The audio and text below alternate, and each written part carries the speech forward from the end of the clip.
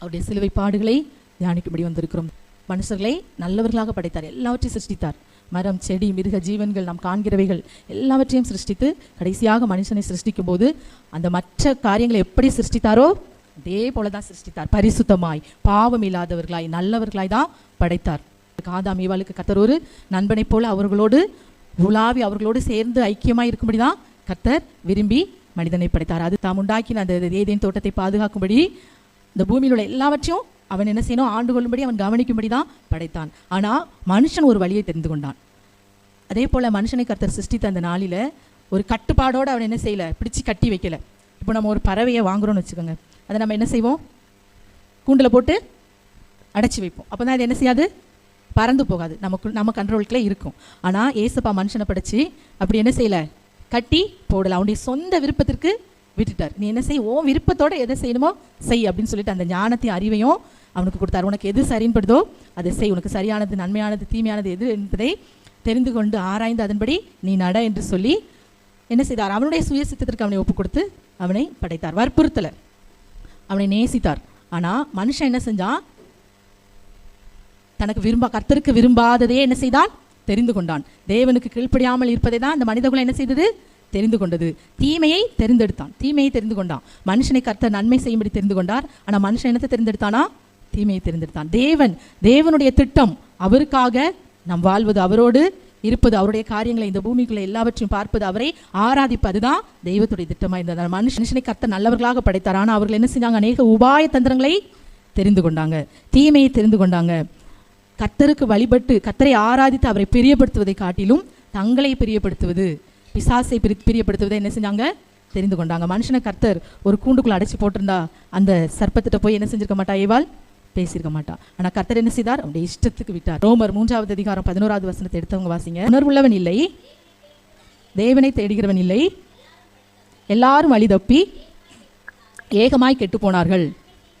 நன்மை செய்கிறவன் இல்லை, ஒருவனாகிலும் இல்லை. நன்மை செய்கிறவன் ஒருவனாகிலும் இல்லை. எல்லாரும் என்ன செஞ்சாங்க, பாவம் செய்தாங்க. இன்னைக்கு நம்ம பாவம்னா என்ன நினைக்கிறோம், கொலை செய்வது, திருடுறது, மோசடி பண்ணுறது, விபச்சாரம், வேசித்தனம், இதுதான் என்ன செய்கிறோம் இன்னைக்கு நிறைய பேர் பாவம் நினைக்கிறோம். ஆனால் தேவ மகிமை அற்றவர்களாகி இன்னைக்கு நம்ம திருடுறது, கொலை செய்கிறது அதுதான் பாவம் இல்லை. எது பாவம்னு பார்த்தீங்கன்னா, கர்த்தருடைய மகிமைக்கு குறைவாக, அவருடைய மகிமை நாம் செய்கிற காரியத்தின் மூலமாய் அந்த மகிமை இழக்கும் என்றால், அந்த கர்த்தருடைய மகிமைக்கு குறைவாகவும் அவர் எதிர்பார்க்கும் தகுதிக்கு கீழாகவும், நம்மை குறித்து அவர் எதிர்பார்க்கிற ஒரு தகுதிக்கு கீழா நாம் வாழ்வோம் என்றால் அதுவும் என்னதான், பாவம் தான். ஆமேன். எல்லாரும் பாவம் செய்து தேவ மகிமையற்றவர்களானார்கள். தேவ மகிமை நம்முடைய வாழ்க்கையின் மூலமாய் எந்தெந்த காரியங்கள் குறைக்கிறதோ, அடுத்து அவர் நம்மில் எதிர்பார்க்கிற ஒரு தகுதிக்கு கீழான வாழ்க்கையை இப்போ நம்மை கர்த்தர் என்ன செய்தார், ரட்சித்தார், சபையில் ஐக்கியப்படுத்தியிருக்கிறார். அவர் நம்மை கொண்டு செய்யக்கூடிய காரியங்கள் அநேகத்தை என்ன செய்திருக்கிறார், வகுத்து வைத்திருக்கிறார். ஆனால் நாம அந்த தகுதிக்கு கீழாய் அவர் எதிர்பார்க்கிற ஒரு வாழ்க்கைக்கு கீழான ஒரு வாழ்க்கை வாழும்போது அது என்னதுதான், பாவம் தான். ஆமேன். அதுதான் இந்த வசனம் சொல்றது. எல்லாரும் பாவம் செய்து தேவ மகிமையற்றவர்களானார்கள். எல்லாரும் இப்படி பாவம் செய்தாங்க. இன்னைக்கு நம்ம ஒரு எக்ஸாம் எழுதுறோம்னு வச்சுக்கோங்க, அதில் ஒரு பாஸ் மார்க்கு ஒரு 40 மார்க், ஆனால் நம்ம ஒரு 39 மார்க் எடுத்திருக்கோம். அப்போ நம்ம பாஸ் ஆக முடியுமா? முடியாது. அந்த மார்க்கை எடுத்து தான் ஆகணும். இல்லை என்ன சொல்லுவாங்க, கூப்பிட்டு நீங்கள் நல்லா எழுதிருக்கீங்க அப்படின்னு சொல்லுவாங்களா, ஏன் ஒரு மார்க் எடுக்கல, ஏன் பாஸ் ஆகலை, அப்படி தான் நம்ம கேட்போம். அதே போல தான் நாம் கர்த்தருடைய சமூகத்தில் நாம் நல்லவங்க தான், நான் அவங்கள மாதிரி அந்த பாவம் செய்யலை, இவங்கள மாதிரி இந்த பாவம் செய்யலை, நான் அப்படிலாம் இல்லை அப்படின்னு சொல்லி நாம் சொன்னாலும் நாம் செய்ய வேண்டிய காரியத்தை என்ன செய்யணும், முழுவதுமாய் செய்யணும். நன்மை செய்ய திராணி இருக்கும்போது என்ன செய்யணும், அதை செய்யணும். அதுவும் பாவம் தான். நிறைய பாவங்கள்ங்கும்போது நிறைய நம்ம அநேக காரியங்களில் நாம் என்ன செய்கிறோம், வழி விலகி போகிறோம். ஏசாயா 53வது அதிகாரம் 6வது வசனத்தில் வாசிங்க. நாம் எல்லாரும் ஆடுகளைப் போல வழி தப்பி திரிந்து அவனவன் தன் தன் வழியிலே போனோம். கடவுளுக்காக வாழாமல், ஏசப்பாவுக்காக வாழாமல் நமக்காகவே வாழும்போது என்ன செய்கிறோம், பாவம் செய்கிறோம். நான் தான் தலைவன், எனக்கு என்னுடைய விருப்பத்தின்படி நான் வாழ்வேன் அப்படி என்று எண்ணும் போதும் நம்ம பாவம் செய்கிறோம். அவனவன் வழி தப்பி அவனவன் தன் தன் வழியிலே போனான். அவனவன் வழியிலே தனக்கு இஷ்டமானபடி போகிறது என்னதுதான், பாவம் தான். ஏசப்பா மேலே உள்ள நம்பிக்கையை வைத்து அவரை சார்ந்து வாழாமல் நாம் மறுக்கும்போது என்ன செய்கிறோம், பாவம் செய்கிறோம். ஆகவே இன்னைக்கு நாம் பாவம் இல்லை என்போமானால் நம்மை நாமே வஞ்சிக்கிறவர்களாக இருப்போம். 1:8 நாம் வாசிப்போம் என்றால், நமக்கு பாவம் இல்லை என்போமானால் நம்மை நாமே வஞ்சிக்கிறவர்களாக இருப்போம். இப்படிப்பட்ட பாவங்கள் நம்மில் அநேகம் உண்டு. இந்த பாவங்களுக்காக தான் கர்த்தர் கல்வாரி சிலுவையில் என்ன செய்தார், அடிக்கப்பட்டார். அவர் கல்வாரி சிலுவையில் நமக்காக பாடுகளை சுமந்தார். அவர் கல்வாரி சிலுவையில் அந்த பாடுகளை சுமந்ததின் மூலமாய் நம்மேல் வைத்த அன்பை என்ன செய்தாராம்? வெளிப்படுத்தினார். இந்த நாளிலும் நாம் ஒரு வசனத்தை நாம் எடுத்து வாசிப்போம் என்றால், எபிரேயர் 9வது அதிகாரம் 22வது வசனத்தில் அந்த பாவங்களுக்கு ஒரு பலி கட்டாயம் என்ன செய்தது? தேவைப்பட்டது. அதுதான் என்ன? இரத்தம், கல்வாரி சிலுவையின் இரத்தம். எபிரேயர் 9வது அதிகாரம் 22வது வசனத்தில் இரத்தம் சிந்துதல் இல்லாமல் பாவ மன்னிப்பு இல்லை. நம்முடைய பாவங்கள் மன்னிக்கப்பட வேண்டும் என்றால் கட்டாயம் என்ன செய்யணும்? இரத்தம் சிந்தப்பட வேண்டும். ஆகவே கல்வாரி சிலுவையில் நமக்காக, நம்முடைய பாவங்களுக்காக அவர் என்ன செஞ்சார்? இரத்தத்தை சிந்தினார். இயேசுவுக்கும் பாவத்திற்கும் ஏதாவது சம்பந்தம் உண்டா? இல்லவே இல்லை. அவர் மனுஷனை படைத்தது அவருக்காக, அவரை வழிபடுவதற்காக, அவரை துதிப்பதற்காக. நம் மனுக்களும் பாவத்தில் விழுந்த போது அந்த பாவத்திற்கான தண்டனையாய் அவரே என்ன செய்தார்? தன்னுடைய இரத்தத்தை சிந்தினார். 2 கொரிந்தியர் 5வது அதிகாரம் 21வது வசனத்தை நீங்க எடுத்து வாசிப்பீர்கள் என்றால், பாவம் அறியாத அவர் நமக்காக பாவமானார், நாம் நீதியாகும்படி. பாவம் அறியாத அவர் என்ன செய்தார்? பாவமானார். 1 பேதுரு 2வது அதிகாரம் 22வது வசனத்தை எடுத்தவங்க வாசிங்க. அவர் பாவம் செய்யவில்லை, அவர் வாயிலே வஞ்சனை காணப்படவும் இல்லை. நாம் என்ன செய்தோம்? பாவம் செய்தோம். நமக்காக அவர் பலியானார். அடுத்து உபாகமம் 22வது வசனம் 23வது வசனத்தில் வாசிப்போம் என்றால், உபாகமம் 21வது வசனம் 22வது வசனத்தில், சாவுக்கு பாத்திரமான ஒரு பாவம் உண்டாயிருந்தால் அவனை கொலை செய்யும்படி மரத்திலே தூக்கி போடுவாயானால்,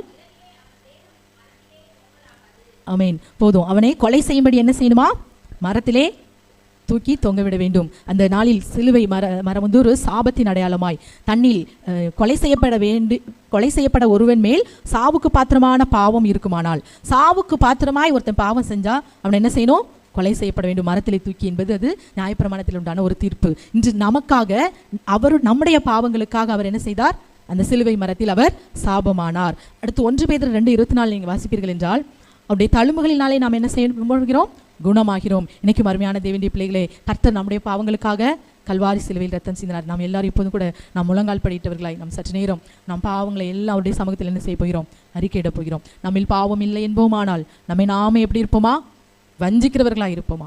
நாம் இதுவரைக்கும் பார்த்தோம், பாவங்கிறது பெரிய கொலை கொள்ளை அது மட்டும் பாவம் இல்லை. நாம் அவருடைய மகிமைக்கும் அவர் நம்மில் எதிர்பார்க்கிற காரியத்திற்கும் கீழான ஒரு வாழ்க்கையை நாம் வாழ்ந்து கொண்டிருப்போமானால், நமக்கே நாம் ஒரு தலைவர்களாக என் சுய இஷ்டத்தில் நாம் வாழ்வோம் என்றாலும் அது என்னதான்? பாவம்தான்.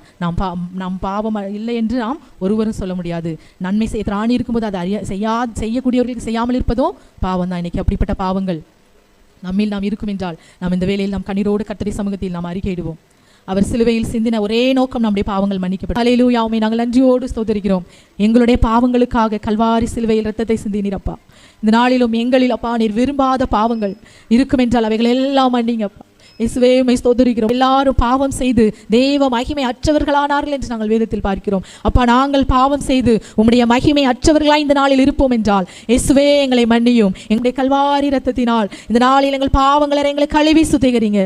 நாங்கள் சுய இஷ்டத்திற்கான வாழ்க்கை வாழாதபடி தகப்பனே உமக்காக என்றும் பிரயாசப்பட இந்த நாளில் கிருபை செய்யுங்க. விரோதமாய் செய்த எல்லா பாவங்கள், அக்கிரமங்கள், மீறுதல்கள், குற்றங்கள், குறைகள் எல்லாவற்றையும் உடைய கல்வாரி இரத்தத்தினாலே எங்களை நீர் இந்த நாளில் மன்னித்து கழுவி சுத்திகரிங்கப்பா. எங்களை கழுவி சுத்திகரிங்க.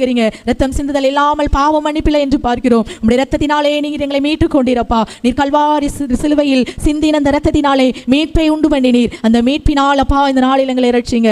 இயேசுப்பா, உம்மை நாங்கள் நன்றியோடு துதிக்கிறோம், ஸ்தோத்திரிக்கிறோம் அப்பா. ஹல்லேலூயா, ஹல்லேலூயா. தொடர்ந்து நீர் இடைபடும் பெரிய காரியங்களை செய்யும். இயேசுவின் நாமத்தில் நாங்கள் ஜெபிக்கிறோம் நல்ல பிதாவே, ஆமென்.